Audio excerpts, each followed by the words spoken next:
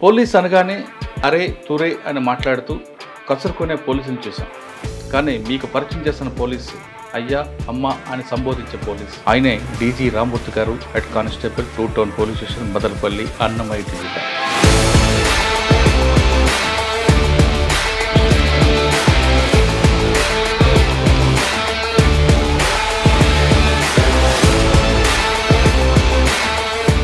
Sir, తండ్రి కూతురికి ఉన్న అనుబంధం, ఆప్యాయత మీద. కొడుకంటే తల్లికి ప్రాణం, కూతురంటే తండ్రికి ప్రాణం.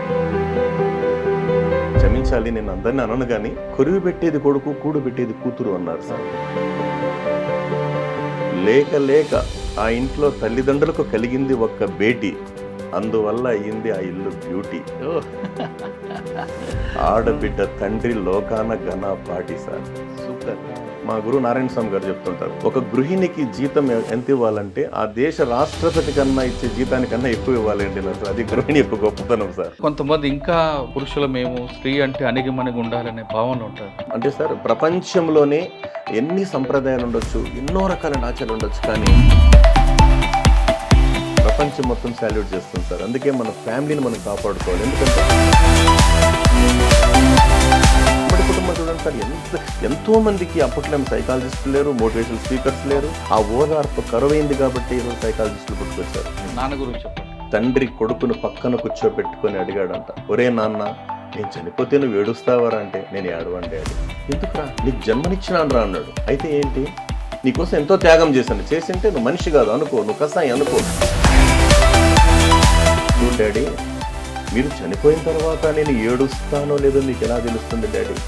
మీరు బ్రతికుండంగా మీ కంట్లో కన్నీరు రాకుండా చూసే దమ్మున్న కొడుకు డాడీ వీడు ఉన్నాడు అనమాట. ఎంత చెప్పినా తక్కువే సార్. రంగులు పులుముకొని వెండి తెర మీద వెలిగే హీరోలు ఎందరో, కానీ బిడ్డల ఉన్నతి కోసం వారి గుండె తెర మీద వెలిగే హీరో ఒక్కడే, అతడే నాన్న. నిన్ను ఆకాశం వైపు ఎగరవేస్తాడు నాన్న, ఎందుకంటే నిన్ను ఆకాశమంత ఎత్తులో నిలపాలని. కూతురు పెళ్లి కోసం, కొడుకు చదువు కోసం మట్టి తల్లికి సలాం చేసే మహనీయుడు నాన్న.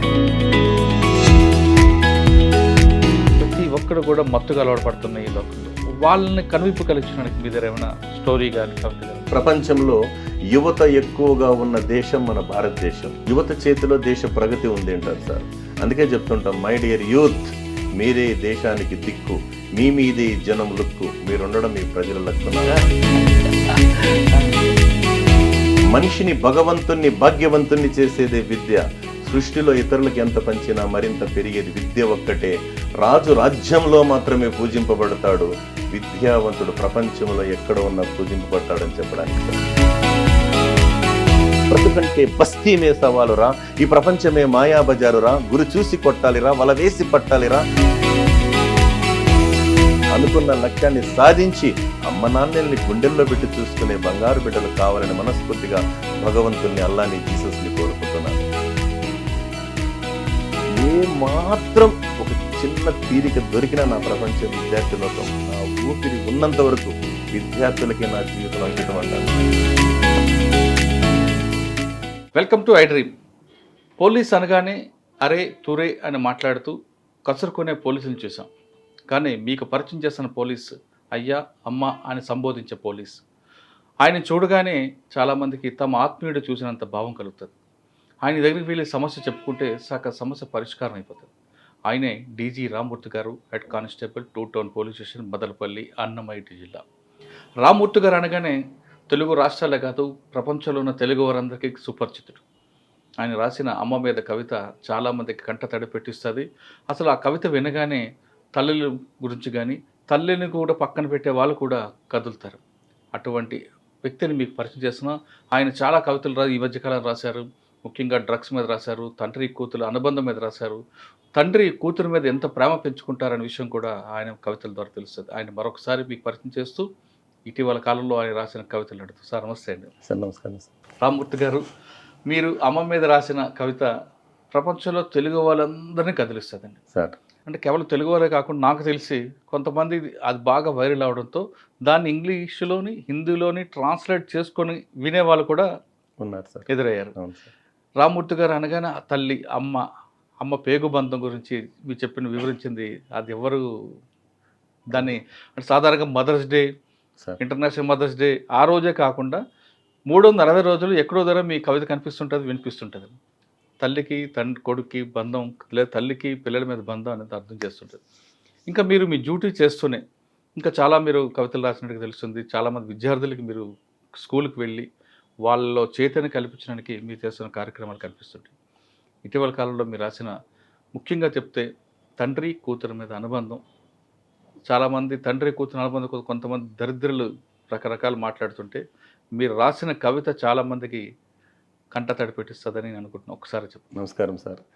నిజంగా అమ్మ కవిత మన ఐ డ్రీమ్ ఛానల్ ద్వారా మన ప్రపంచానికి, ముఖ్యంగా మన తెలుగు వారికి పరిచయం అవడం నిజంగా నేను చేసుకున్న పూర్వజన్మ సుకృతం సార్. ప్రత్యేకంగా నేను మీకు తల వంచి నమస్కరిస్తున్నా. అది పైన దేవుడు ఒకరి ద్వారా కల్పిస్తుంది. Yes sir. అంటే మీరు నాకు ఇవ్వడం, నేను మీకు ఇవ్వడం కాదు. అది విషయం చెప్పాలంటే సార్, అమ్మ కవితను రచించిన ఏ మహానుభావుడో నాకు తెలియకపోయినా నేను దాన్ని మామూలుగా అయితే సాధన చేయడం జరిగింది. దాన్ని కొన్ని లక్షలాది మందికి వినిపించడం కూడా జరిగింది.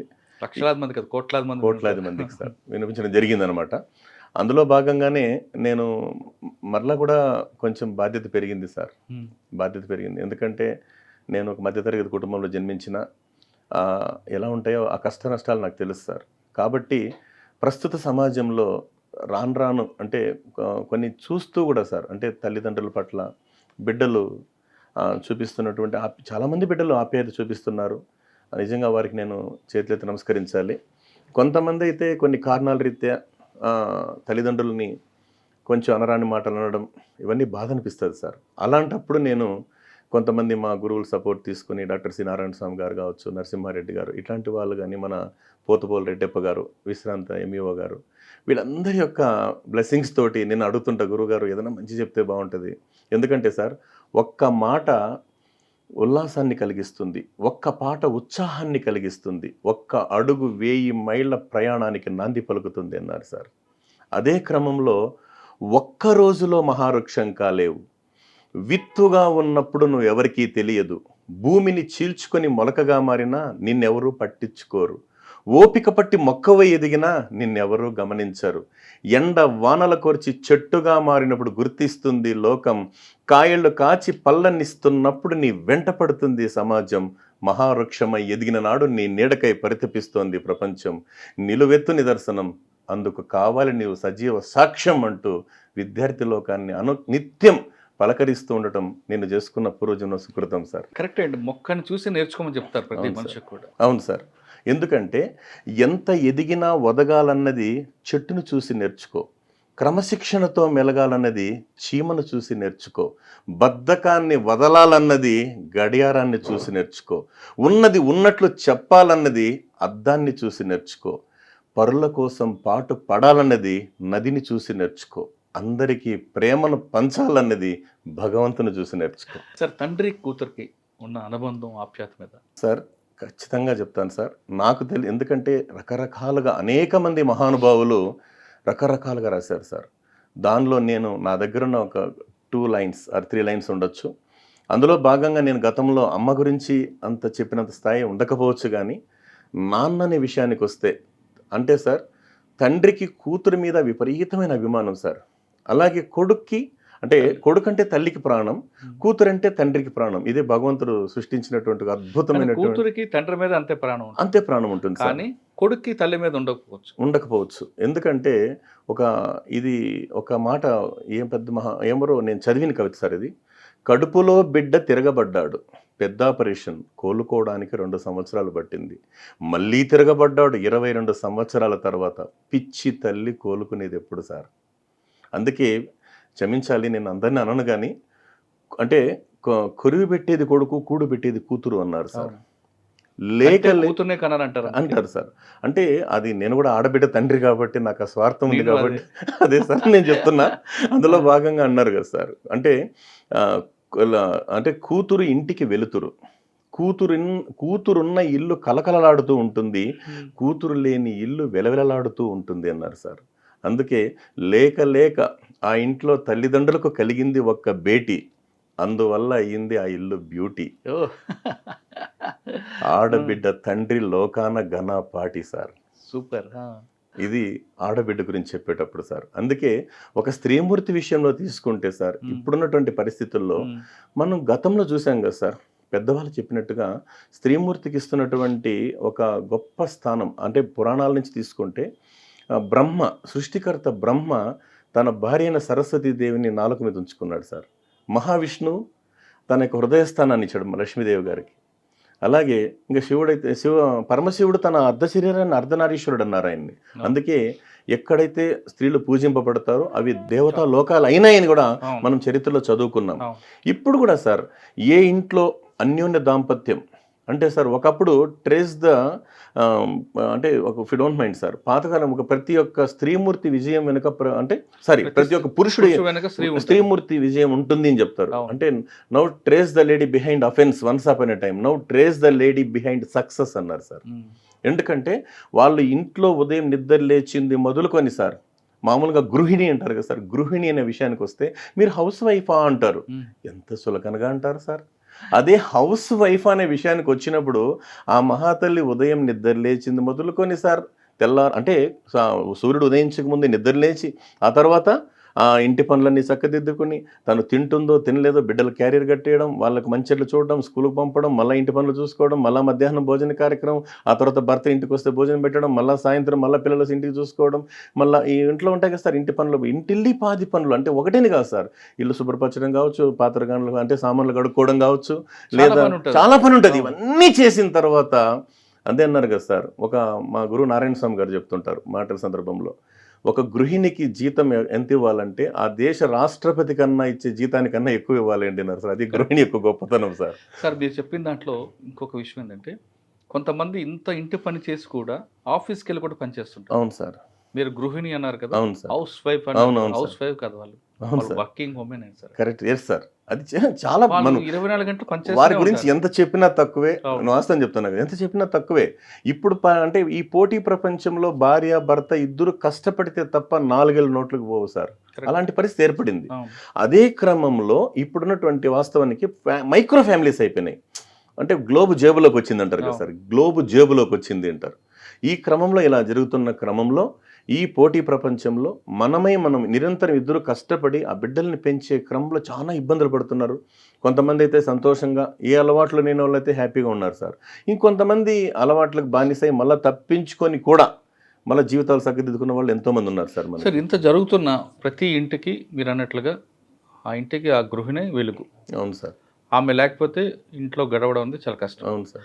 కానీ ఎందుకంటే కొంతమంది ఇంకా పురుషుల మేము స్త్రీ అంటే అణిగిమణిగి ఉండాలనే భావనలో ఉంటారు. అది చాలా వరకు తగ్గిపోయింది సార్ ఇప్పుడు.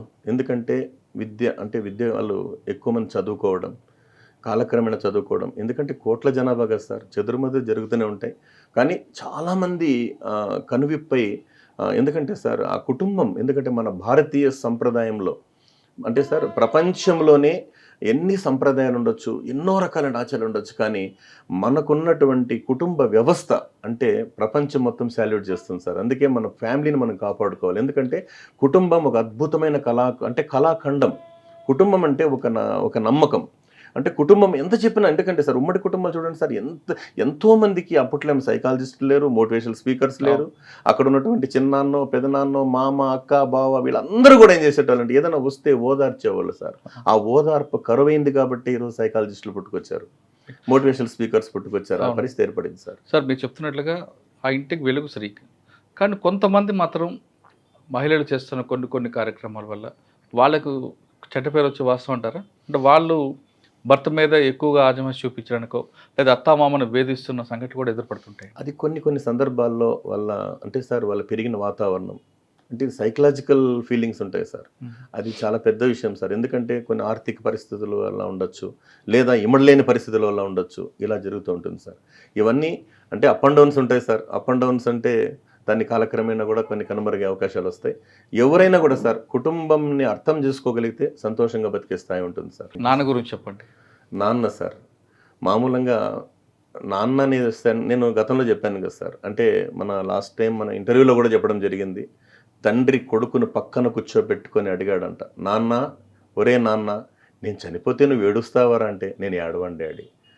ఎందుకురా, నీకు జన్మనిచ్చినాను రా అన్నాడు. అయితే ఏంటి, నీకోసం ఎంతో త్యాగం చేశాను, చేసింటే నువ్వు మనిషి కాదు అనుకో, నువ్వు కసాయి అనుకో, నువ్వు బండరాయి అనుకో, నువ్వు విన్నాను అనుకో డాడీ అన్నాడు. అప్పుడు చెప్పాడు సార్ అబ్బాయి, చూడు డాడీ, మీరు చనిపోయిన తర్వాత నేను ఏడుస్తానో లేదో మీకు ఎలా తెలుస్తుంది డాడీ? మీరు బ్రతికుండంగా మీ కంట్లో కన్నీరు రాకుండా చూసే దమ్మున్న కొడుకు డాడీ వీడు ఉన్నాడు అనమాట. అదే క్రమంలో రంగులు పులుముకొని వెండి తెర మీద వెలిగే హీరోలు ఎందరో, రంగులు పులుముకొని వెండి తెర మీద వెలిగే హీరోలు ఎందరో, కానీ బిడ్డల ఉన్నతి కోసం వారి గుండె తెర మీద వెలిగే హీరో ఒక్కడే, అతడే నాన్న. నిన్ను ఆకాశం వైపు ఎగరవేస్తాడు నాన్న, ఎందుకంటే నిన్ను ఆకాశమంత ఎత్తులో నిలపాలని. నీ వేలు పట్టుకొని నడక నేర్పుతాడు నాన్న, ఎందుకంటే నీ అనంత జీవన పయనం దిగ్విజయంగా సాగాలని. కూతురు పెళ్లి కోసం, కొడుకు చదువు కోసం మట్టి తల్లికి సలాం చేసే మహనీయుడు నాన్న. ఇది సార్ నాన్న గొప్పతనం. ఎంత చెప్పినా తక్కువే సార్. ఎందుకంటే ఈ సృష్టిలో తల్లి, తండ్రి, గురువు, దైవం మనం చెప్పుకున్న అంశాల్లో గతంలో చెప్పుకున్నాం. ఇది నాన్న గురించి నా హృదయంలో వచ్చినటువంటి మాట సార్. సార్ మనం ఒకసారి వెనక్కి వెళ్తే సార్, డ్రగ్స్ ప్రతి ఒక్కరు కూడా మత్తుగా అలవాటు పడుతున్నాయి ఈ లోకంలో. వాళ్ళని కనువిప్పు కలిగించడానికి మీ దగ్గర ఏమైనా స్టోరీ కానీ కవిత కానీ? చిన్న కవిత సార్. ఎందుకంటే ఇప్పుడున్న ఈ పోటీ ప్రపంచంలో వాళ్ళకి ఇది చెప్పేటటువంటి ఓపిక కొంతమందికి లేదు. దుష్పరిణామాల గురించి సార్. ఎందుకంటే ప్రపంచంలో యువత ఎక్కువగా ఉన్న దేశం మన భారతదేశం. యువత చేతిలో దేశ ప్రగతి ఉంది అంటారు సార్. అందుకే చెప్తుంటాం, మై డియర్ యూత్, మీరే దేశానికి దిక్కు, మీ మీదే జనం లుక్కు, మీరుండడం మీ ప్రజల లక్కున. అంటే ఎందుకంటే యవ్వనం అంటే జీవిత సారాన్ని పిండుకోవాల్సిన సమయం సార్. యవ్వనం అందుకే ప్రపంచ దేశాలన్నిటి మీద మన యువత శక్తి, మన యువశక్తి మీద అందరికీ కన్ను. అంటే మనం ఏం చేస్తున్నాం, మన ఎదుర్కొనే శత్రు దేశాలకి మన దేశాన్ని ఎదుర్కొనే, అంటే మన శత్రు సైన్యాన్ని కానీ అంటే మన ఎదుర్కొనే దమ్ము లేక ఈ రకంగా అక్రమమైనటువంటి మార్గాల్లో మాదక ద్రవ్యాలను మనకు ప్రవేశపెట్టాలని చూస్తున్నారు.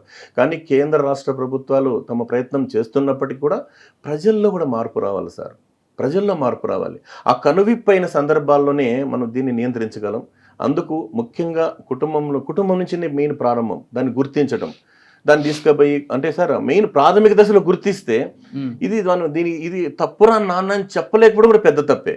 అవును, అది పెద్ద తప్పు అయిపోతుంది సార్. దానివల్ల ఏమైతుంది, ప్రారంభం అవ్వాలి. రెండోది ఒక చిన్న విషయం చెప్తాను సార్. మనం చిన్నప్పుడు ఏం చెప్తాం, చిన్న పిల్లలకి, రే నువ్వు అబ్బాయి వైపు వెళ్ళొద్దురా అంటే వెళ్తే ఏంటి, మనసులో నెగిటివ్ ఫీడ్ అయిపోతుంది సార్. అది తినొద్దు, తింటా, తాగొద్దు, తాగుతా, పోవద్దు, పోతా అని ఈ మధ్య మా పోలీస్ ఆఫీసర్ ఒక మీటింగ్లో చెప్తుంటే అందరూ చెప్తున్నారు, యాంటీ డ్రగ్ మీటింగ్ మన రాష్ట్ర ప్రభుత్వ ఆదేశాల మేరకు మేము మీటింగ్ పెట్టాం. ఆ మీటింగ్ పెట్టే క్రమంలో ఒక ఆయన అన్నాడు, సరే బాబు గంజాయి ప్రమాదం, డ్రగ్స్ ప్రమాదం అన్నీ చెప్తున్నారు. ఒక్కసారి మైక్ తీసుకున్నాడు మా సార్. ఏంటన్నాడంటే, అరే బాబు అందరూ డ్రగ్స్ గంజాయి ఏంది ఇది మాకు సంబంధం లేని విషయాలు మాకు చెప్తున్నారు, ఏదో మైండ్లో ఒక్కసారి వాడి చూస్తే పోలేదా అటువంటి ఆలోచన కూడా వస్తాయి కదా అని ఆలోచన.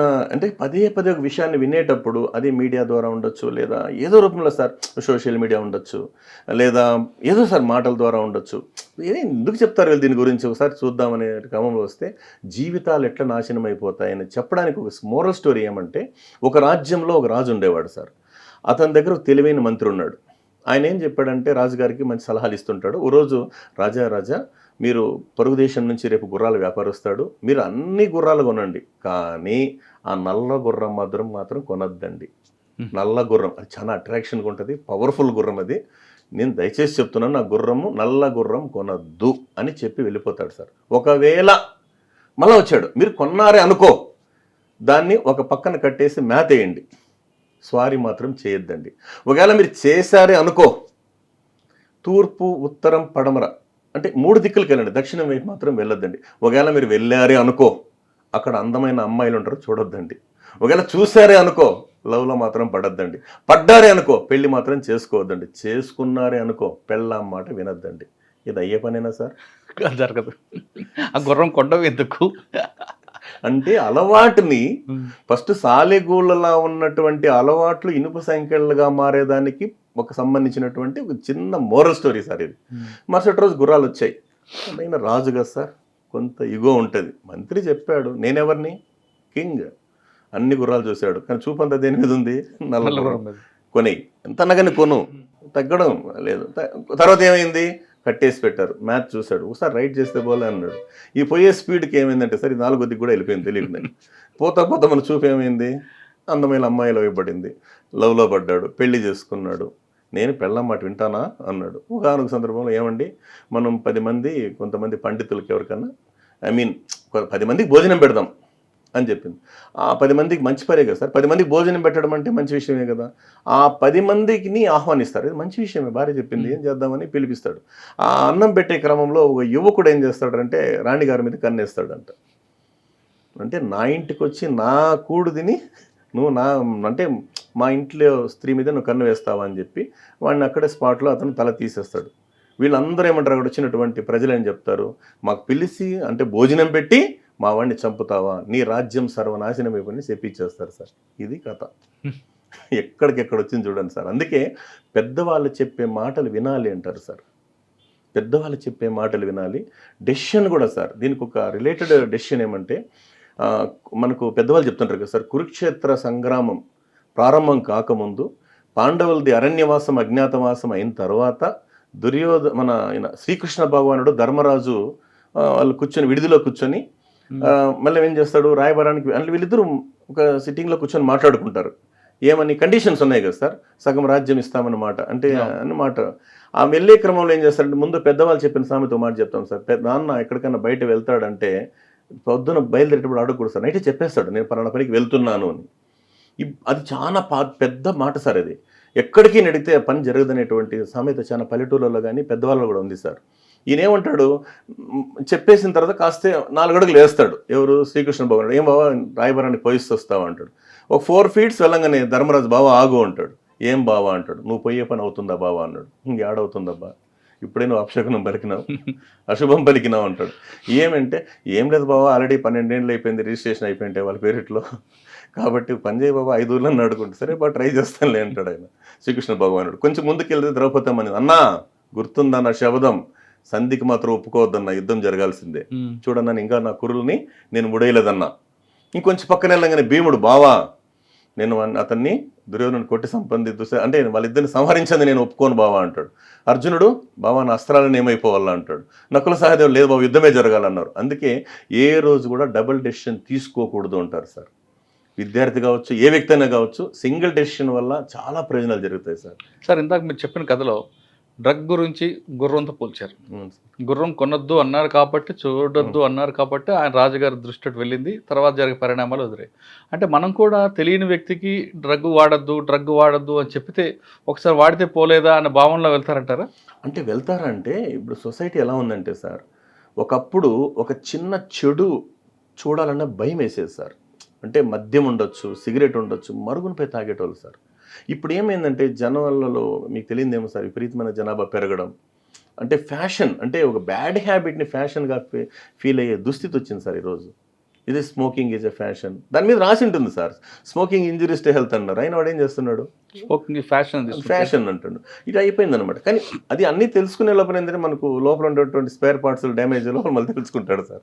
అన్నీ కొనచ్చు సార్. ఇప్పుడు మనం ఈ వెహికల్ స్పేర్ పార్ట్స్ మీద ఈజీగా దొరుకుతాయి సార్, మన స్పేర్ పార్ట్స్ ఎక్కడ దొరుకుతాయి సార్, అంత ఈజీగా దొరకవు కదా సార్. ఇంకా మీరు రాసిన చెప్పండి సార్. నేను రాసిన కవితల కన్నా కూడా ఒక రకంగా చెప్పాలంటే, అంటే సేకరణలో నేను ప్రాక్టీస్ చేసిన ఉన్నాయి సార్.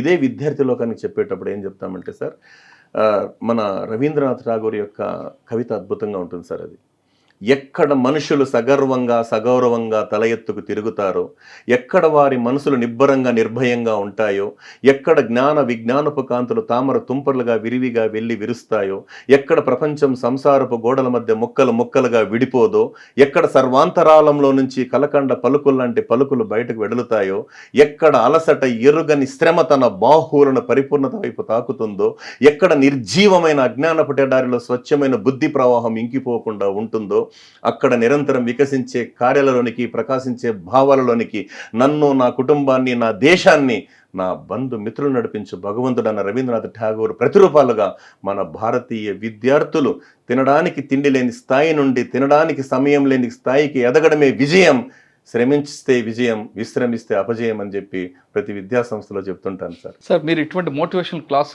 తీసుకుంటుంటారు కదా? అవును సార్. ఆ స్టూడెంట్స్ యొక్క రియాక్షన్ ఎలా ఉంటుంది? అంటే బోర్ కొడుతుంది ఫీల్ అవుతారా, లేదు మీ మాటలకి వాళ్ళు అట్రాక్ట్ అయిపోయి మైండ్లో స్టిక్ చేసుకుంటారు? సార్ అది పిల్లలు ఎప్పుడు కూడా సార్ చాలా రకరకాలు ఉంటారు సార్. ఇప్పుడు బాగా చదివే బిడ్డలు ఉంటారు, మధ్య రకమైన విద్యార్థి ఉంటారు, డల్ ఉంటారు. అది 3 వెరైటీ ఉంటుంది సార్. అంటే దాన్ని మనం ఏం చేస్తామంటే ఇప్పుడు అంటే స్పోర్ట్స్ తగ్గింది సార్, క్రీడలు తగ్గిపోయినాయి.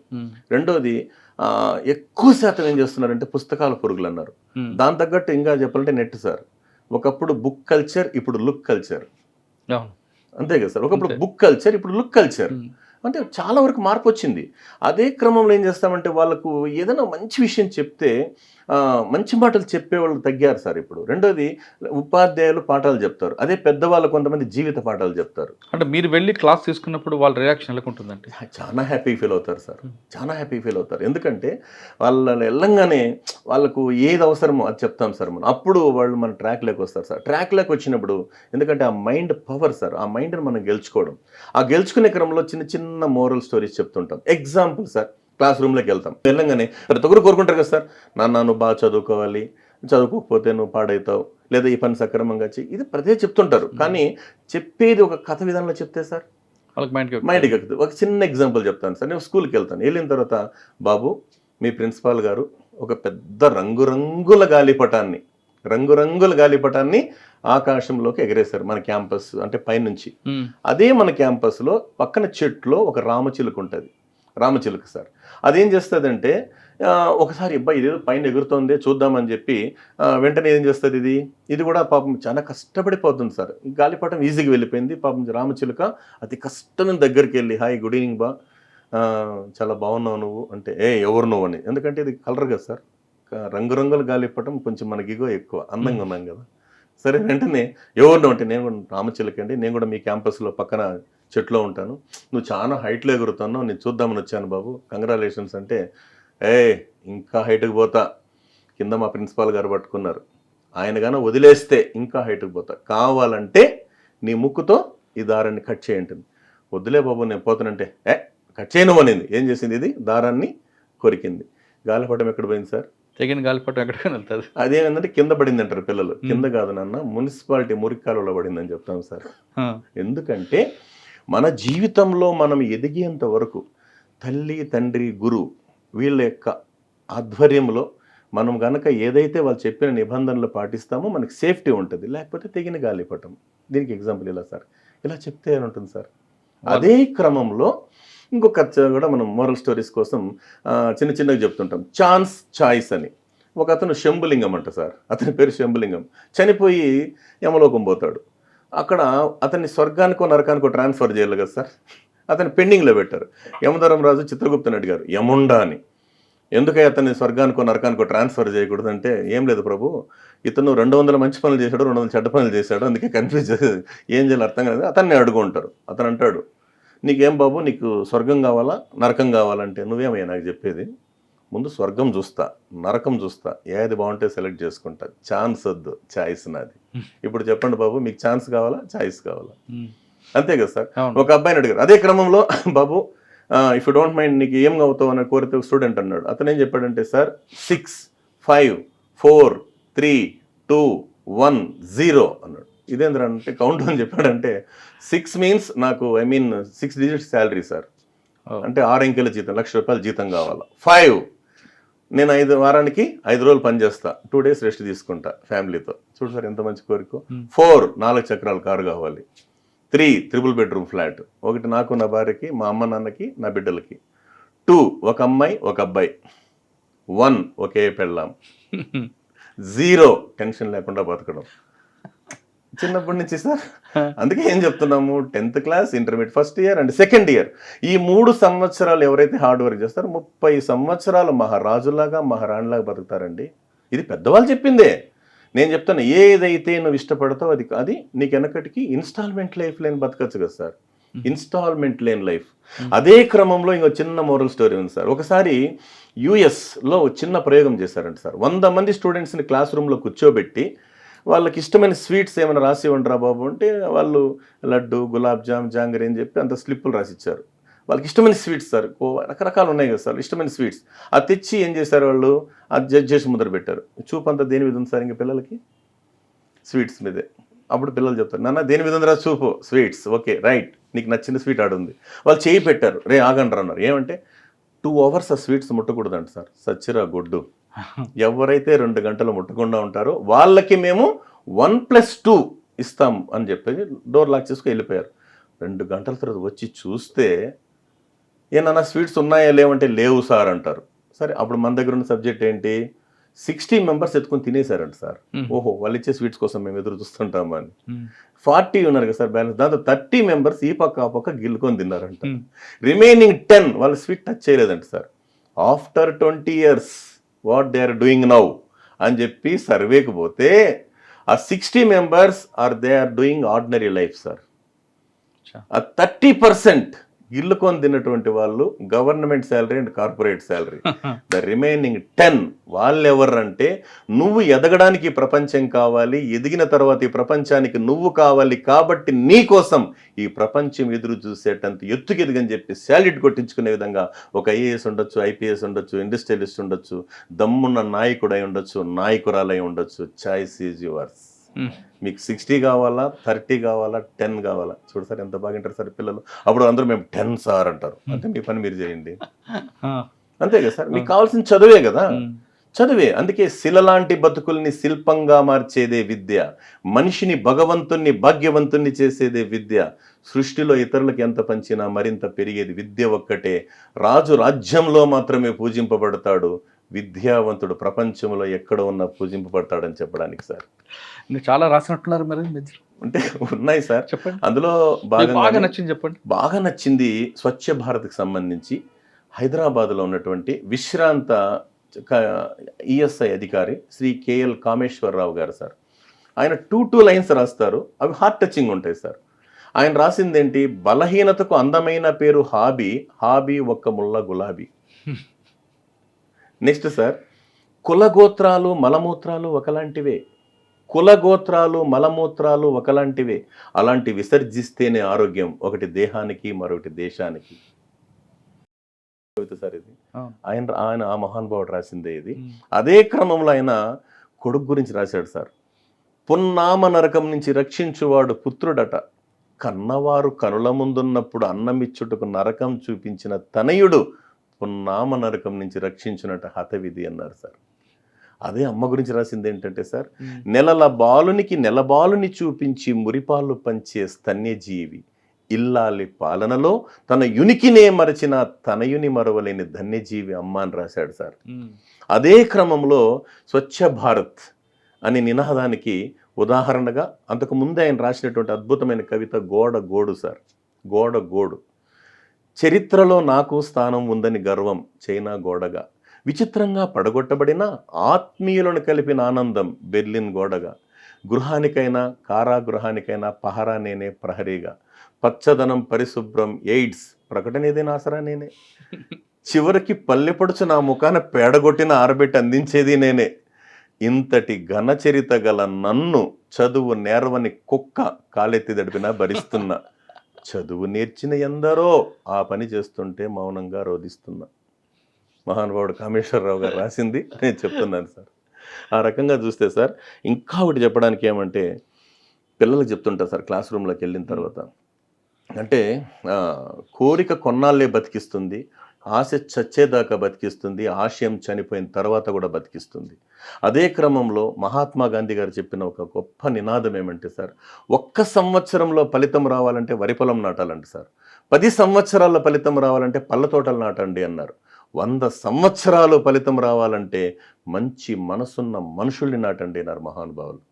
ఎందుకంటే ఒక్కొక్క ఆలోచన సార్ ఒక స్ఫూర్తినిచ్చే విధంగా ఒక మాట అనేటువంటిది ఎంతోమంది ప్రభావితం చేస్తుంది సార్. అందుకోసమే నేను ఇవి ఆ పెద్దవాళ్ళు చెప్పినటువంటి మాటలు నేను ప్రాక్టీస్ చేస్తూ ఉంటున్నాను సార్. అందుకే బాల్యంలో శిక్షణ, యవ్వనంలో క్రమశిక్షణ, వృద్ధాప్యంలో మీకు రక్షణ అని చెప్తుంటాం సార్. బాల్యంలో శిక్షణ, యవ్వనంలో క్రమశిక్షణ, వృద్ధాప్యంలో రక్షణ. అదే కామేశ్వరరావు గారు ఏం చెప్పారంటే నా అన్నాడు. 3 నాలుగు సార్. ఇదేం సార్ సింపుల్గా చెప్పారంటే, నడక నడత నవ్వు అంతేనండి సార్. నడత నవ్వు. ఎంత మంచి పెద్ద పదం సార్ ఇది. కరెక్టే. www.com అన్నాడు. ఏం సార్ అంటే ఉమెన్ వైన్ వెల్త్ అంట సార్.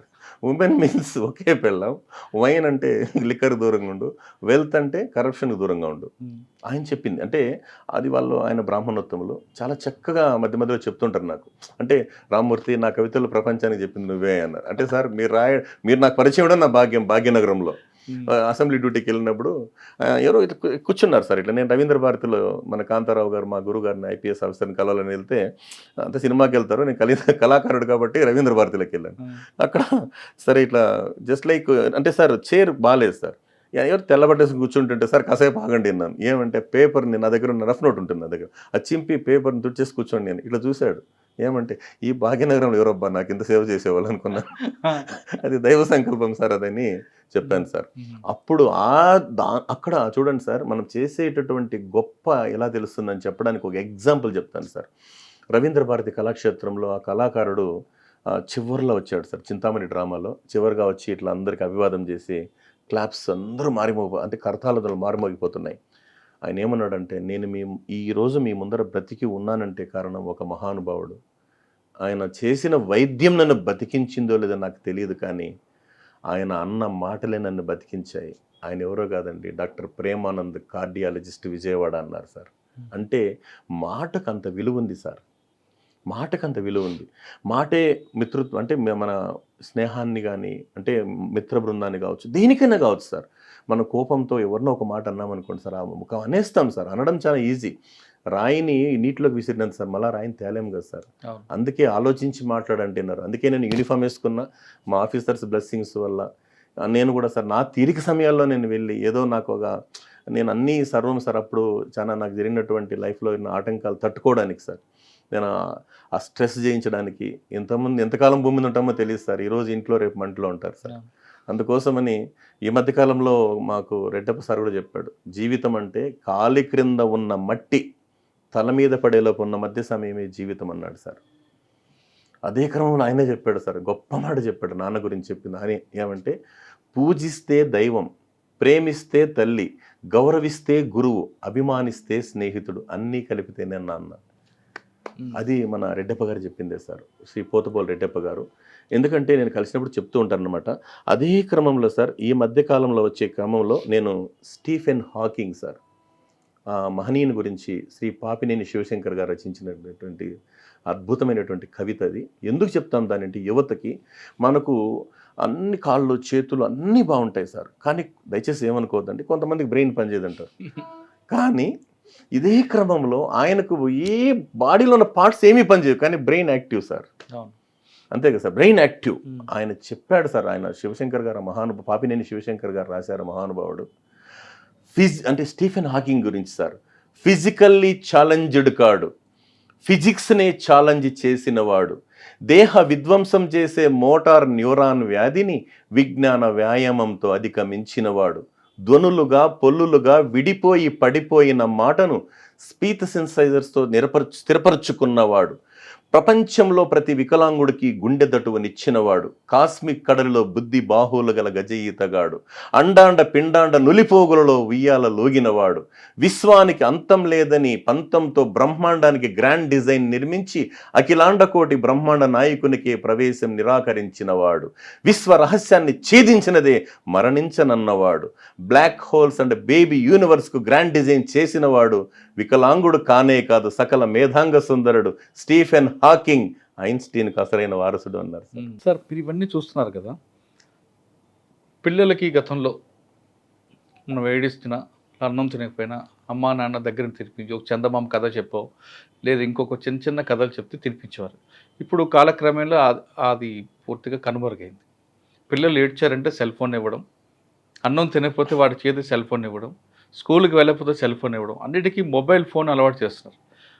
అటువంటి తల్లిదండ్రులకి, అటువంటి తల్లులకి ముఖ్యంగా మీరు ఇచ్చే మెసేజ్ ఏంటి సార్? ఒక చిన్న ఎగ్జాంపుల్ సార్, రామకృష్ణ పరమహంస గారు దగ్గరికి ఒక తల్లి తన బిడ్డని తీసుకెళ్ళింది కదా సార్. తీసుకెళ్ళి, నా బిడ్డ ఎక్కువ బెల్లం తింటున్నాడు స్వామి అని, తినొద్దని చెప్పండి అంటే, రేపు వారం తీసుకురమ్మా అన్నాడు. సరే మళ్ళా వచ్చాడు, ఇంకొక వారం తీసుకురండి అన్నాడు. 3వ వారం తీసుకొచ్చింది. 3 వారాలు 4వ వారం తర్వాత వస్తే బాబు బెల్లం తినొద్దు అన్నాడు. ఆ మాట మొదటి వారమే చెప్పొచ్చు కదా స్వామి అంటే ముందు నేను మానాలి కదమ్మా అన్నాడు. అంటే ముందు మనం మారారా? అంతే కదా తల్లులు సార్. మారారట. అంతే ఎందుకంటే ఒకసారి ఒక ప్రెగ్నెంట్ ర్యాట్ సార్ పొలంలో ఎవరో కరెంటు అంటే ఎలక్ట్రిక్ వైర్ పెట్టింటే దాని దగ్గరకు పోతే షాక్ కొట్టిందంట సార్. అదే దాని పిల్ల అంటే ఎలక పిల్ల సార్ అక్కడికి వచ్చిన తర్వాత దాని మీద జంప్ చేసిపోయిందంట. అటుంది సార్. ఎందుకంటే మన చేతిలో ఏముంది సార్, పుస్తకం ఉంటే బిడ్డ చేతికి పుస్తకం వస్తుంది. ఇప్పుడు తల్లి గర్భం నుంచి బిడ్డలు నేర్చుకుంటున్నారు సార్ అన్నీ. అవును. అంతే కదా సార్. ఇది మన శరీరంలో వన్ ఆఫ్ ద పార్ట్ అయిపోయింది మొబైల్ అనేది. కానీ అది చాలామంది అంటే వాస్తవం చెప్తున్నాను సార్. గతంలో మీరు అన్నట్లు చందమామ రావి అని చెప్పడము లేకపోతే అప్పుడు ఓపిక తీరిక ఎక్కువ ఉండేది సార్. చాలా తీరిక ఉండేది అనమాట. వాళ్ళు ఏం చేశారంటే గంట సేపు 2 గంటల సేపు తినిపించేవాళ్ళు బిడ్డలకు అన్నం.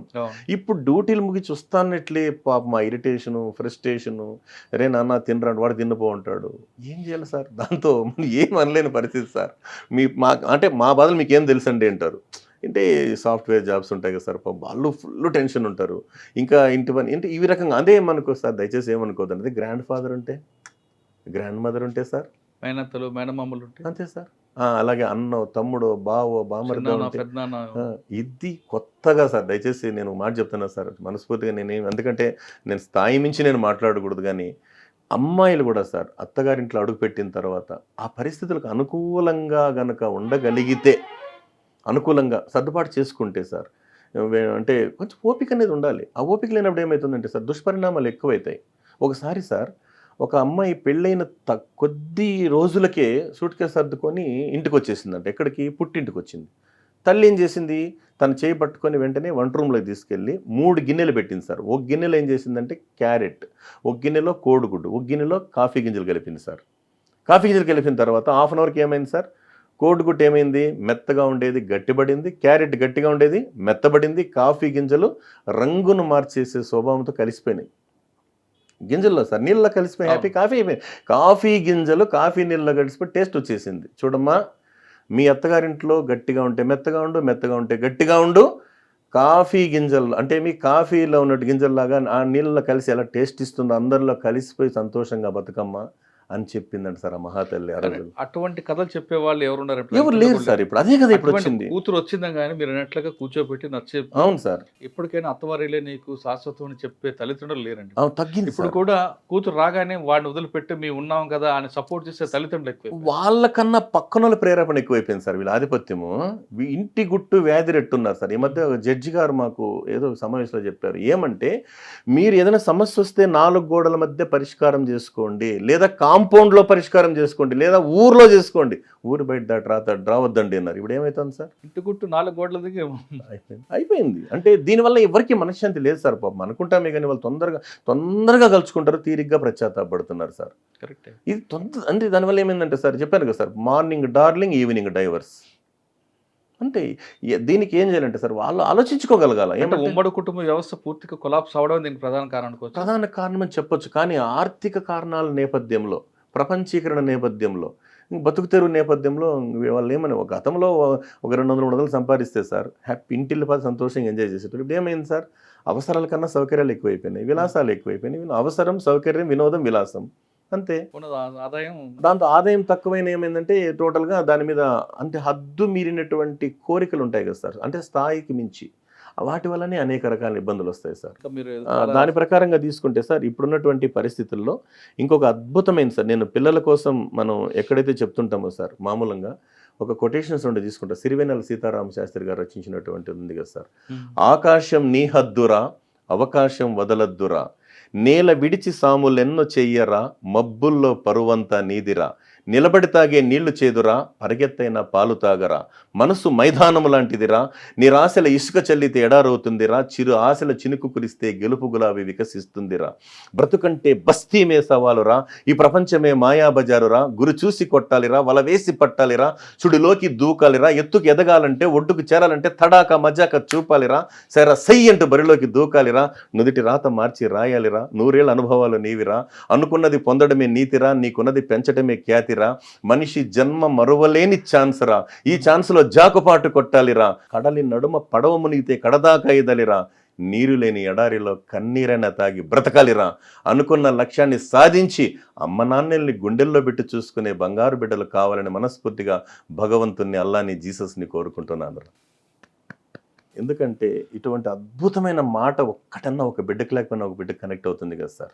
అదే క్రమంలో చెప్తూ యూత్ని ఫస్ట్ ఎంటర్టైన్ చేయడంలో ఆ మహానుభావుడే సిరివెల్లన్ రాసినటువంటి ఒక పాటను నేను మాట రూపంలో చెప్తాం. ఫ్రీగా వచ్చే దేన్నైనా చీపో అంటామని, రిస్క్ తీసుకుని ఏదైనా సాధించే వాళ్ళమని, పరిష్కారమే లేని ప్రాబ్లం ఎక్కడ ఉండదని, ప్రతిభను మించిన పదునాయుధం లేనే లేదని, సాగుతున్న రహదారుల్లో మొహమాటం కూడదని, గోచీబెట్టి కాకాబట్టే వ్యవహారం నచ్చదని, ఎంచుకున్న టార్గెట్ తాటే తప్పని, ఆత్మశక్తిపై డౌటే రావద్దని, పడినా లేచి తీరం చేరే కెరటం గొప్పదని, ముందుకు తప్ప వెనకకు మరలని నదిమా నేస్తమని, ప్రతి ఓటమిలోనూ గెలుపును చెప్పే పాఠం ఉన్నదని, కాలం కన్నా వేగంగా ఉరికి ఉరికి శిఖరాలెన్నో అధిరోహించే కుర్రతరానికి స్వాగతం, కొత్త స్వరానికి స్వాగతం, రాబోయే రోజుల్లో కాబోయే కాలానికి ఎలాంటి కష్టాన్నైనా తట్టుకొని ఆత్మవిశ్వాసంతో అడుగు ముందుకు వేసే యువతి యువకులందరికీ కూడా పేరు పేరున స్వాగతం, సుస్వాగతం. సార్ చివరిగా చెప్పండి సార్, మీరు అన్ని రాస్తుంటారు, ఇది ఒక హాబీగా పెట్టుకున్నారు సార్, ఇంకా మీకు మనసుకు హత్తుకుపోయిన కవిత చెప్పండి. మనసుకు హత్తుకుపోయిన కవితలంటే సార్ ఒక రకంగా అంటే సార్ నేను చిన్నవే ఉన్నాయి సార్, హార్ట్ టచింగ్ అవన్నీ. ఎందుకంటే ఎక్కువ చెప్తే వినేంత ప్రపంచం కాదు. అంతా రియల్ కన్నా రీలును నమ్మే వాళ్ళు ఎక్కువైపోయారు సార్. అందుకే రియల్ కన్నా రియలే ఎక్కువైంది. ఏం చేయలేము, ఎందుకంటే లైఫ్ రాను బిజీ బిజీ బిజీ జీవితం అంటారు కదా సార్. అదే క్రమంలో వాస్తవం చెప్తున్నాను సార్, మనం మెయిన్ గౌరవించాల్సింది సార్. దయచేసి నా రిక్వెస్ట్ ఏమంటే, కొన్ని తల్లిదండ్రులు హాస్టల్ తీసుకుపోయి బిడ్డలు హాస్టల్లో వేసినప్పుడు కొంతమంది అనవసరంగా అన్నం వేస్ట్ చేయడం, ఒక్క మెతుకు రావడానికి ఎన్ని రోజులు పడుతుంది సార్? 6 నెలల పైన. అందుకే సార్ నేను చెప్తున్నా కదా సార్, అన్నానికి అమ్మకు తేడా ఏమంటే, అన్నం కడుపులో ఉండి కాపాడుతుంది, అమ్మ కడుపులో పెట్టుకొని కాపాడుతుంది అన్నారు. అందుకే మన్నులో నుంచి అన్నం తీసే రైతన్నని ఆ రుణం ఎలా తీర్చుకుంటాం సార్? మన్నులో నుంచి అన్నం తీసే రైతన్న, మండు టెండను కూడా లెక్క చెయ్యకుండా సార్ ప్రాణాలని పనంగా పెట్టి మనకు బువ్వ పెట్టే రైతన్న, ఆకలి పేగులకు ఆసరాగా ఉండే రైతన్న, వాళ్ళ రుణం ఏమిచ్చి తీర్చుకోగలం సార్? ఊరికే చెప్పడం కాదు, కానీ నిజంగా చెప్తున్నాను సార్, రైతన్నకు నేను పాదాభివందనం చేస్తున్నాను. ఎందుకంటే నేను కూడా రైతు బిడ్డే కాదండి, ప్రతి ఒక్కడు ఎవరైనా దండం పెట్టాల్సిందే. ఎందుకంటే మనం గతంలో సార్ అన్న దానం చేసేటోళ్ళు కదా సార్, అన్నం ఎడమ్మేవాళ్ళు సార్ అప్పట్లో, పాత రోజుల్లో అన్నదాన సత్రాలు. కాలక్రమేణా ఈ ప్రపంచం వేగంగా పెరుగుతూ ఏమైందంటే, ఇంక మనం ఆ తినే ఆహారంలో కూడా ఏమైందంటే కంప్లీట్గా సార్ రకరకాలైనటువంటి ఫాస్ట్ ఫుడ్స్కి అలవాటు పడిపోయినాం మనం. అది ఉంది. అందుకే నేను అది ఏం చేయలేం సార్, పెద్ద సబ్జెక్ట్ అది. నేను బిడ్డలకు చెప్పేది ఒకటే, ప్రారంభించడానికి ధైర్యం ఉండాలి, కొనసాగించడానికి కృషి ఉండాలి, పూర్తి చేయడానికి పట్టుదల ఉండాలి, అపజయాలు ఎదుర్కోవడానికి దమ్ము ఉండాలి. చదువుకోవడానికి సొమ్ములు కాదురా, దమ్ములు కావాలరా అంటాం సార్. అదే క్రమంలో ఆరాటం ముందు ఆటంకం ఎంత, సంకల్పం ముందు వైకల్యం ఎంత, దృఢ చిత్తం ముందు దురదృష్టం ఎంత, ఎదురీతం ముందు విధి రాత ఎంత, నమ్మకం పట్టుదల ఎగిరే ఏలై నీ ఆశల ఆకాశాన్నంతా అన్నారు సార్. అందుకే ఒక్కటి సార్, ఆశ చాలా గొప్పది సార్. ఆశ ఉన్నంత, అంటే శ్వాస ఉన్నంత వరకు ఆశ ఉంటుంది సార్. ఇప్పుడు మనం ఎవరన్నా తీసుకుపోయి హాస్పిటల్లో పెడతాం సార్, ప్రాణం ఉన్నంత వరకు ఏం చేస్తాం, డాక్టర్ గారు ఎంత ఖర్చైనా సరే మమ్మల్ని బతికించండి మా వాడిని అని చెప్తారు. ఆ బటన్ వేలో చిటికిన ఇట్లా ఆడించేంత వరకు కూడా మనం ఆశ పెట్టుకునే ఉంటాం. ఎందుకంటే ప్రాణం, ఎందుకంటే సార్ అంత విలువైందనమాట ప్రాణం. ఎందుకంటే మనం పుట్టేటప్పుడు సార్ మనకు ఊపిరి ఉంటుంది, పేరు ఉండదు సార్. చనిపోయినప్పుడు పేరు ఉంటుంది, ఊపిరి ఉండదు సార్. అందుకే మా నరసింహారెడ్డి గారు చెప్తుంటారు, రే మనం పోయే లోపల మన పేరన్నా భూమి మీద ఉండేట్లు బతకండ్రా అని సార్. అదే క్రమంలో మామూలుగా చెప్తుంటాం సార్, ఏమనంటే ఆ పేరు కోసం సార్, ఆ పేరు కోసం అని చెప్పి బతికే క్రమంలో ఆ ప్రవర్తన పరివర్తన ఇటువంటివన్నీ కూడా ప్రభావితం చేస్తాయి సార్. అందుకే ఆ భగవంతుడు దయ వల్ల నేనేం చేశానంటే సార్, అందుకే నిద్రపోతున్నప్పుడు మెలకువలో వచ్చేది కళ, నిద్రపోతున్న జాతిని తట్టి లేపేది కళ అన్నారు సార్. మన ఆంధ్ర రాష్ట్రంలో కాదు, మన భారతదేశంలో ఉన్న కళాకారులందరికీ కూడా నేను పాదాభివందనం. ఎందుకంటే ఆ కళల ద్వారా, వాళ్ళు రాసిన పాటల ద్వారా, మాటల ద్వారా ఎన్నో జీవితాలు మనకు మార్పు వచ్చాయి సార్. మార్పు వచ్చే ప్రేరణ పొందారన్నమాట. నేను అందులోనూ ఒక పోలీసు ఉద్యోగిగా చేస్తున్నప్పటికీ ఒక మిమిక్రీ ఆర్టిస్ట్గా రాణిస్తూ మోటివేషనల్ స్పీకర్గా, ఎందుకంటే సార్ చాలామంది మహనీయులు రాసిన పుస్తకాలు కొంచెం చదివాను. వాళ్ళ జ్ఞానం అంటే వాళ్ళ దగ్గర జ్ఞానాన్ని కొంచెం షేర్ చేసుకొని చెప్పాను కదా సార్, ఇలాంటి మహానుభావుల దగ్గర ఉన్న జ్ఞానాన్ని షేర్ చేసుకుంటూ ఏ మాత్రం ఒక చిన్న తీరిక దొరికినా నా ప్రపంచం విద్యార్థి లోకం. అందుకే ఎవరిని అడిగితే కూడా చెప్తాను సార్, నా ఊపిరి ఉన్నంత వరకు విద్యార్థులకే నా జీవితం అంకితం అంటాను సార్. ఎందుకంటే చెప్పాను కదా సార్, పాప రేవతి అంటే నాకు ప్రాణం. ఆమె పేరు మీద రేవతి ఫౌండేషన్ పేరు పెట్టుకున్నాను సార్, అంతే తప్ప అది అంటే పేరు రిజిస్ట్రేషన్ చేశాను, కానీ దాని మీద నేను ఎలాంటి ఫండింగ్స్ అనేవి ఉండవు సార్. కేవలం వెబ్సైట్ స్టార్ట్ చేశాను, www.revatifoundation.org అని. ఎందుకంటే నా ఇండికేషన్స్ చూపించుకోవడం కోసం. ఆ వెబ్సైట్ని కొంతమంది చూస్తుంటారు, అభినందిస్తుంటారు, ఎందుకంటే నా బిడ్డ అంటే నాకు ప్రాణం. అందువల్ల సార్ మళ్ళా కూడా చెప్పాను కదా సార్, నాకు చిన్న పాప మళ్ళీ నా దగ్గరికి వచ్చింది. అంటే ఆఫ్టర్ 10 years తర్వాత వర్ణిక లిల్లీ అని బంగారు తల్లి, దాన్ని చూసుకుంటూ, ఎందుకంటే సార్ మనకి ఎన్ని రోజులు భూమి మీద ఉంటామో తెలియదు సార్, అన్నిటికీ గ్యారెంటీ ఉంది కదా సార్, కానీ మనకు లేదు గ్యారెంటీ లేని జీవితం. ఉన్నంత వరకు సార్ నా ప్రొఫెషన్లో ఎన్ని ఇబ్బందులున్నా తప్పదు సార్, కొన్ని మనం ఫేస్ చేయాల్సి వస్తుంది. మా వృత్తి అలాంటిది. ఈ ప్రవృత్తిగా భగవంతుడు ఇచ్చిన వరం, మీ పెద్దల సహకారం, అందులో ఆదరిస్తున్నటువంటి అందరికీ నేను పేరు పేరున ధన్యవాదాలు తెలియజేస్తూ, ఇంకా కూడా సార్ చిన్న చిన్న సేవా కార్యక్రమాలు చాలా తృప్తి ఉంటుంది సార్. శ్రీనారాయణ రెడ్డి గారు అంటారు కదా సార్, పరుల కోసం పాటుపడని నరుని బతుకు దేనికని, సాగు నేలకు నీరందివ్వని వాగు పరుగు దేనికని. ఎంత మంచి విషయం సార్ అది. అదే క్రమంలో మనిషి మరణిస్తే శరీరం అంతా మట్టిలో కలిసిపోతుంది, మృగం చచ్చిన చర్మం మాత్రం మృదంగమై బ్రతికుంటుంది. అంటే గొప్ప గొప్ప మాటలు సార్ ఇవి. మన తెలుగు భాషకున్న గొప్పతనం అదే సార్. అందుకే అంటారు కదా సార్, హిమాలయ శాఖకు పట్టిన తేనె పట్టురా నా దేశం వెలుగు, ఆ వెలుగును పిండితే వచ్చేది కమ్మనైన నా తెలుగు. తెలుగు భాషలో నాకు నచ్చని ఒకే ఒక్క పదం క్షమించడం అని మన గారు చిరంజీవి గారు చెప్తుంటారు. అదే క్రమంలోనే పంచకట్టుటలోన ప్రపంచాన మొనగాడు, కండువా లేనిదే గడప దాటనివాడు, పంక్షభక్ష పరమాన్నాలు కంచెంలో వడ్డింప గోంగూరకై గుటకలేసేటివాడు. ఎవడయ్యా వాడు, ఇంకెవడు అంటే వాడే మన తెలుగువాడు ఉన్నారు సార్. అది మన తెలుగు భాష యొక్క గొప్పతనం, మాధుర్యం. ప్రపంచంలో తెలుగువారు వెలుగువారే సార్. ఎందుకంటే ఒక్కటే కాన్సెప్ట్ సార్, బిడ్డలు తెలుసుకోవాల్సింది ఏమంటే, నేను ఈ పని చేయలేను అని డిసప్పాయింట్నెస్ ఉండకూడదు సార్. దానికి ఎగ్జాంపుల్, ఒకసారి సార్ సూర్యుడు అస్తమించిన తర్వాత గ్రహాలన్నీ మీటింగ్ పెట్టుకున్నాయంట. మీటింగ్ పెట్టుకొని చంద్రుడిని అడిగారు, ఏమయ్యా మీరన్నా సూర్య భగవాన్ అంత వెలుగు నీకు లోకాన్ని వెలుగునిస్తారంటే, అయ్యో నా వల్ల కాదు బాబు, అంత వెలుగు నేను ఇవ్వలేను.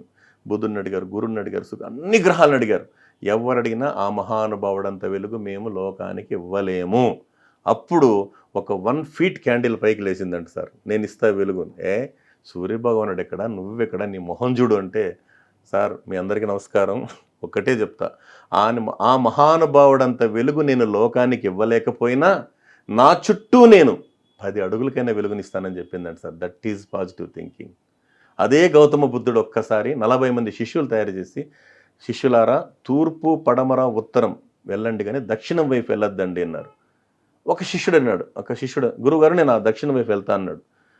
వెళ్ళొద్దయ్యా అన్నారు. వెళ్తాను గురువుగారు అన్నారు. వెళ్తే అక్కడ కొంతమంది దోపిడీ దొంగలు ఉంటారు, అక్కడ ఇబ్బందులు పెడతారు, నిన్ను ఒకవేళ తిట్టారంటే ఏం చేస్తావు? సంతోషిస్తాను గురువుగారు అన్నారు. ఎందుకంటే నన్ను కొట్టనందుకు అన్నారు. కొడితే ఏం చేస్తావు అన్నాడు. ఇంకా సంతోషిస్తా అన్నారు. ఏంటంటే నన్ను చంపనందుకున్నారు. చంపేస్తే ఏం చేస్తారు అన్నాడు. ఇంకా చాలా సంతోషిస్తాను గురువుగారు, ఎందుకంటే మనల్ని మార్చడానికి, మన బ్రతుకుల్లో వెలుగు నింపడానికి వచ్చిన ఒక మహానుభావుడిని చంపేసినామని చెప్పి సిగ్గుతోనన్నా నేను చనిపోయిన తర్వాత వాళ్ళు మారతారు గురువుగారు అన్నారండి sir. Okay, it is the positive thinking sir. ఎందుకంటే పాజిటివ్ థింకింగ్ అంత పవర్. అందుకే సార్ ఈ రోజుల్లో చాలామంది సార్, చిన్న స్థాయి నుంచి పెద్ద వరకు సార్, ఎందరో మహానుభావులు ఉన్నారు.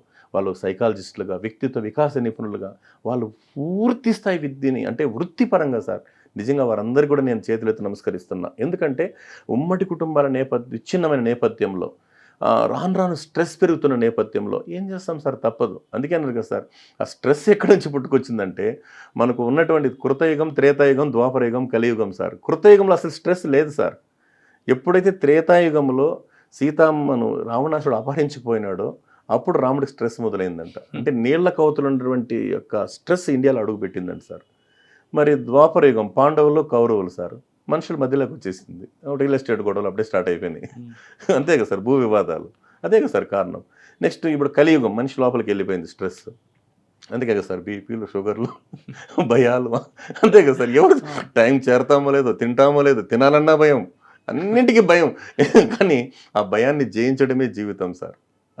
ఎందుకంటే దాన్ని మార్చే శక్తి అంటే మనకి, ఎందుకంటే సార్ మార్పు అనేది తనలో నుంచినే ధైర్యం రావాలి సార్. ఎందుకంటే కోడిగుడ్డు బయట నుంచి కొడితే ఏమవుతుంది సార్? పగిలిపోతే ఆమ్లెట్ వస్తుంది. లోపల నుంచి వస్తే కోడి పిల్ల కోలఫారలు అవుతాయి. That is the desire. అదే డిజైర్ అంటారు సార్. అదే కాలక్రమేణా రాబోయే రోజుల్లో సార్ ఎవరైతే సార్ వాళ్ళ పని వాళ్ళు సక్రమంగా చేసుకుంటూ పోతే అదే డెవలప్మెంట్ అంటారు. అది జరగాలని అందులో, ఎందుకంటే సార్ మన పవిత్రమైన భారతదేశం మంది, పవిత్రమైన భారతదేశం సార్. అందుకే నేను చెప్తుంటా, మన దేశం మీద నా దేశం పావన గంగ, నా దేశం కర్ణాంతరంగ, నా దేశం భగవద్గీత, నా దేశం అగ్ని పునీత సీత, సమరానికి నా దేశం మండు అగ్నిగుండం, సహనానికి నా దేశం నిండు అమృత భాండం, నా దేశంలో పుట్టిన శిశువైన ఉక్కు పిండం, అదే నా భారతదేశ స్వరూపం అని సార్.